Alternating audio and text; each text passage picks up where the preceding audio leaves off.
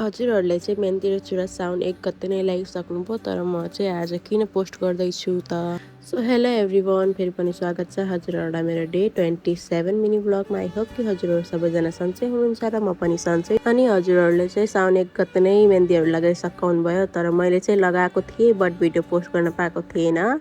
Video post गर्न नै पाएँ नि, यति बिजी रहेछ त्यस्तो चाहिँ होइन गाइज। म चाहिँ आफै झ्याउ लाएर भिडियो एडिटिङ भोइस ओभर गर्न चाहिँ झ्याउ लाएर पोस्ट गरेको थिएन। अनि आज हल्का मन भएकोले गर्दैछु। यता हेर्नु मेरो बाबु फेरि आफै भिडियो बनाउन जानेर भिडियो बनाउँदैछ। सो यता चाहिँ हाम्रो दिदीको बर्थडे थियो अनि हामी चाहिँ बर्थडे सेलिब्रेसन गर्दै थियौँ। यो भिडियो चाहिँ धेरै पहिलाको हो, मैले झ्याउ लाएर चाहिँ अनि मैले पोस्ट गरिरहेको थिएन।